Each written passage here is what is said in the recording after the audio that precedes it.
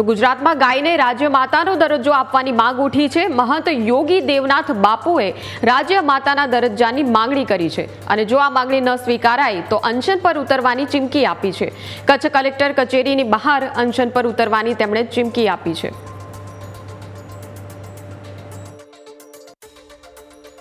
गाय माता पूजनीय होय तो आज रोड पर रखड़ती होय छे।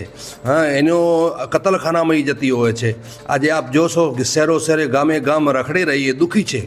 एटला माटे बाजूने अंदर आपणो महाराष्ट्र राज्य छे, एने अंदर गाय माताने राज्य मातानो दर्जो मळ्यो छे। तो महाराष्ट्रना अंदर गाय माताने राज्य मातानो दर्जो मळी शके तो गुजरातमां केम नहीं?